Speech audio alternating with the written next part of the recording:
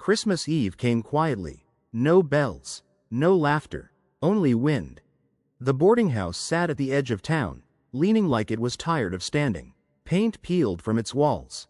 Cold crept through every crack. Clara Whitfield sat on the narrow bed, hands folded in her lap. She had not eaten since morning. A single crust of bread lay on the table, hard, cold. She did not cry. She had learned not to. Outside, snow dusted the street. Lantern light flickered. Families passed by with wrapped parcels and warm coats. No one looked up at the boarding house windows. Clara was a mail-order bride, or at least, she was supposed to be. 3 weeks ago, she arrived by train. Her ticket had been paid for. Her letter answered. Her future promised. The man who sent for her never came. The landlady knocked once. Sharp, impatient. "Rent's due tomorrow," she said through the door. Then she walked away. Clara stared at the floor. Her fingers trembled, not from fear, from hunger. She pulled her shawl tighter and lay back on the bed. The ceiling above her showed water stains shaped like clouds. She whispered a prayer, not for food, not for money, just for the night to pass. The clock downstairs struck 8. Then came a sound she did not expect. Boots. Heavy, slow. They stopped outside her door. A knock followed, firm, certain. Clara sat up, her heart pounded. Another knock. She opened the door a few inches. A cowboy stood there. Snow dusted his coat. A wide hat shadowed his eyes. His shoulders filled the doorway. "Miss Whitfield," he said. Her breath caught. "Yes?" He studied her face, her thin frame, the cold room behind her. Then his voice softened. "Get up," he said. "You're coming home. If you are still with me, friend. I hope you hit the subscribe button, so you do not miss what happens next. Grab a cup of tea or coffee. Settle. And tell me in the comments what time it is for you right now. And where you're listening from." Clara stared at him. She did not move. "I don't understand," she said. The cowboy removed his hat. Snow melted along the brim. "My name is Luke Mercer," he said. "I'm the man who sent for you." Her chest tightened. "You didn't come," she said quietly. Luke's jaw tensed. "I tried," he said. "The storm blocked the pass. The telegraph lines went dead. I've been riding since dawn." Silence stretched between them. He looked past her, into the bare room, the empty table, the cold bed. His eyes darkened. "You haven't eaten," he said. She shook her head. Luke reached into his coat and pulled out a small parcel. He placed it in her hands. Bread, cheese, wrapped carefully. Her fingers trembled as she held it. "Eat," he said. She hesitated. "Please," he added. She took a bite, then another. Luke turned away, gave her privacy. When she finished, he faced her again. "Pack your things," he said. "We leave now." "It's Christmas Eve," she whispered. "I know," he replied. "Where are we going?" "My ranch," he said. "Where you should have been all along." Her voice shook. "What if you don't want me?" Luke met her eyes. "I rode through a blizzard to find you," he said. "I think that answers that." Tears burned her eyes. She packed quickly. Everything she owned fit into one small bag. Downstairs, the landlady watched with narrowed eyes. "She owes rent," the woman snapped. Luke placed coins on the table. "More than enough." "Now she doesn't," he said. They stepped into the night. Snow fell harder. Luke lifted Clara onto the horse, wrapped his coat around her shoulders. "Hold on," he said. She did. As they rode out of town, Clara looked back once, at the dark boarding house. Then she faced forward, toward home. The wind cut like a blade. Snow stung Clara's face. Luke rode steady, strong, unshaken. She leaned against his chest. Warmth surrounded her. No one had held her like this in years. The trail disappeared beneath white. Trees bent under the weight of snow. Luke spoke quietly. "You're safe," he said. She nodded. They rode for hours. The world reduced to breath and hoofbeats. At last, a light appeared ahead. A cabin. Smoke curled from the chimney. Luke dismounted first, helped Clara down. Her legs trembled. Inside, warmth rushed over her. Firelight danced on wooden walls. A small tree stood in the corner. Pine branches. Simple. Luke smiled faintly. I cut it myself, he said. She touched the needles. It's beautiful, she whispered. He set water to boil, placed stew on the fire. The smell made her eyes close. They ate in silence, comfortable. Luke watched her carefully. You don't owe me anything, he said. No explanations, no gratitude. She looked up. I still want to be your wife, she said. His breath caught. We'll take things slow, he replied. You've had enough fear. Outside, the wind howled. Inside, the fire crackled. For the first time in months, Clara slept warm. On Christmas Eve. Not hungry, not alone. Clara woke to quiet. Sunlight filtered through frost-lined windows. The smell of coffee filled the air. Luke stood at the stove. Merry Christmas, he said softly. Her eyes filled. No one said that to me in years, she replied. He set a plate before her. Eggs. Biscuits. She laughed. A small sound. Surprised. They sat together. After breakfast, Luke handed her a small box. I'm not much for gifts, he said, but I wanted you to have this. Inside lay a simple ring. Her hands shook. I'll wait, he said. No pressure. She slipped it on. I choose you, she said. Luke smiled. Outside, snow sparkled. Christmas had come after all. Morning came gently at the ranch. No bells. No shouting.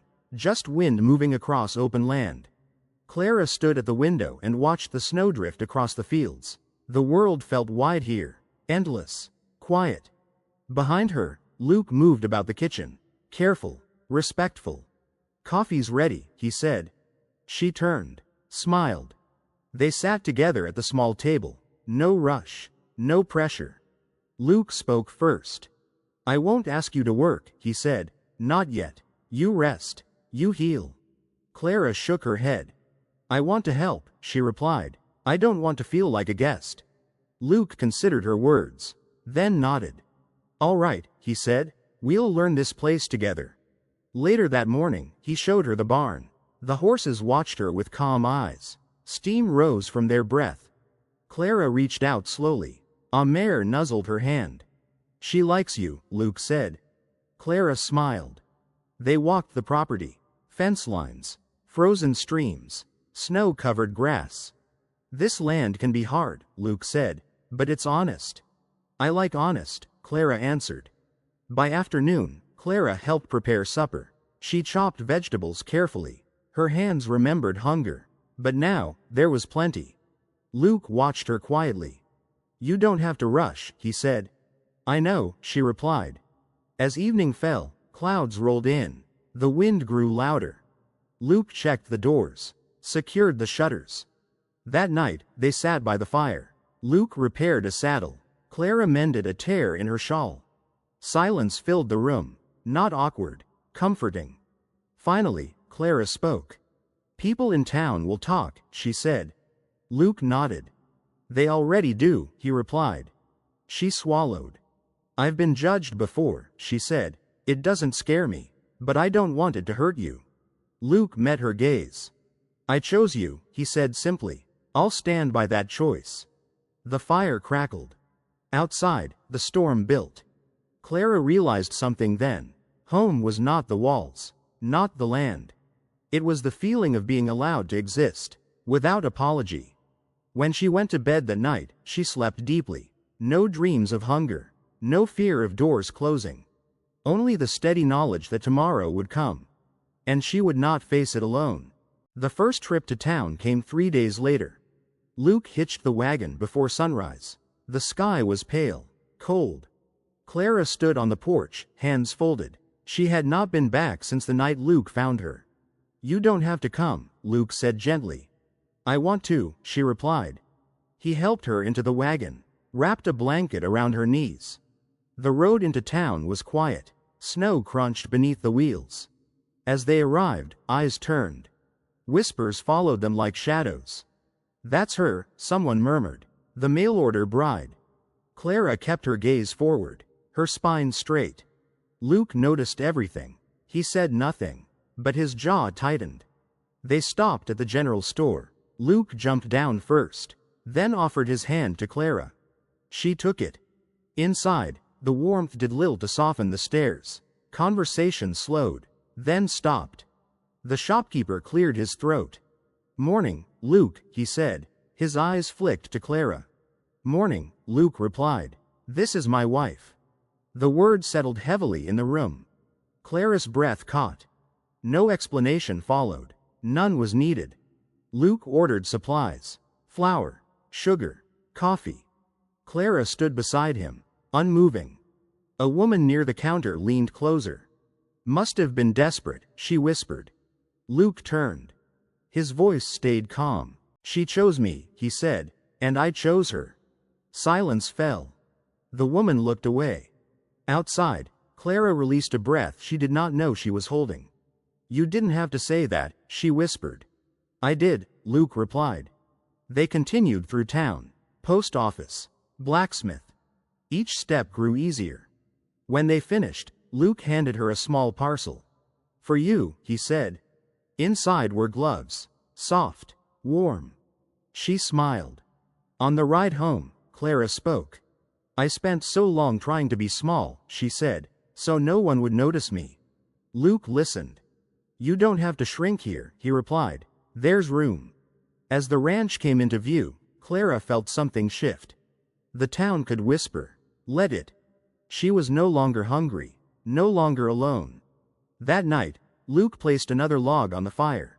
"Storm's coming," he said. Clara nodded. She was not afraid. Whatever came next, they would face it together. The storm arrived before midnight. Wind struck the cabin walls hard. Snow piled against the door. Clara woke to the sound. Her heart raced. Luke was already moving. Boots on. Coat pulled tight. "The west fence won't hold," he said. "I need to check the horses." "I'm coming," Clara said. He hesitated. "It's dangerous," he replied.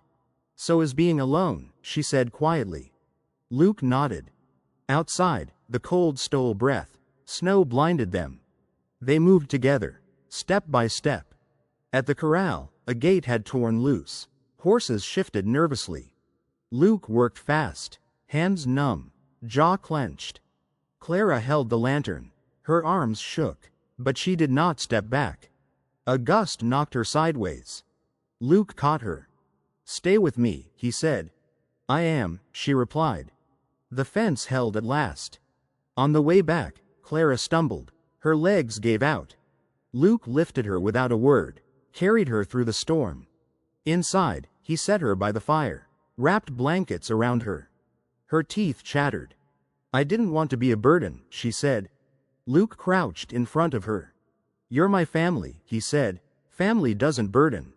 The storm raged through the night. They stayed awake together, fire fed, coffee brewed. Clara spoke then, of the boarding house, the hunger, the nights she prayed not to wake up.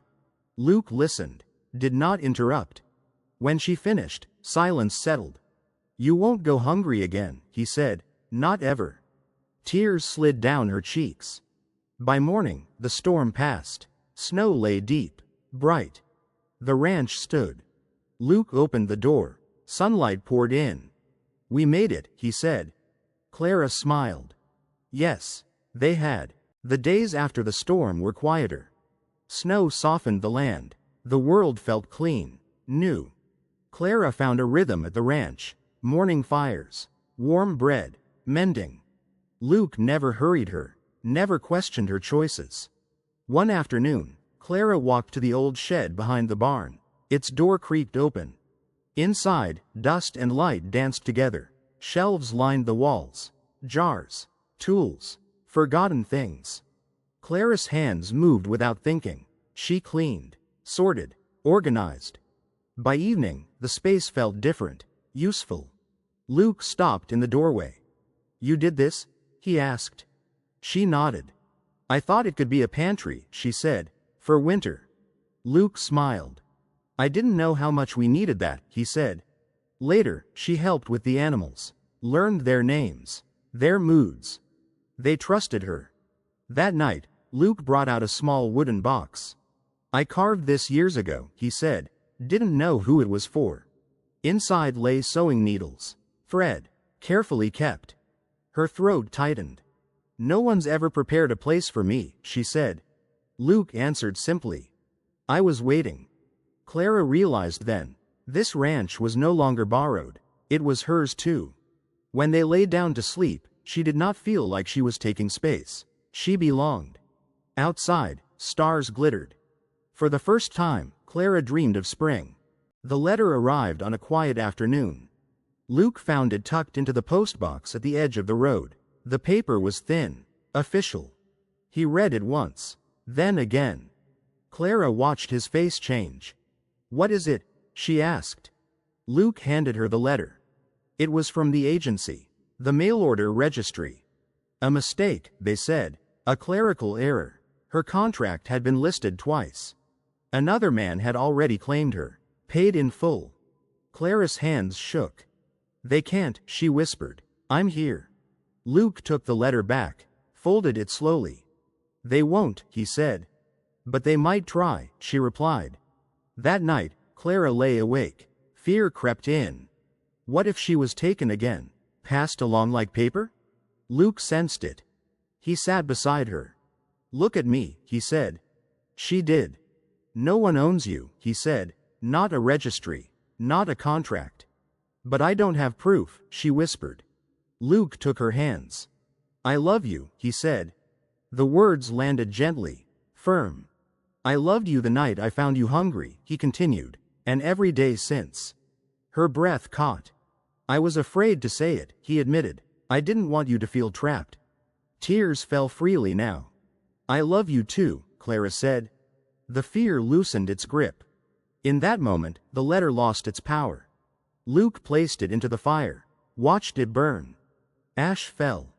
You're my wife, he said, by choice, by heart. Outside, snow began to fall again, soft, gentle. Clara rested her head against his chest. For the first time, love felt safe. Christmas came again, 1 full year later. The ranch looked different now, stronger, warmer. Smoke curled from the chimney, laughter drifted from the kitchen.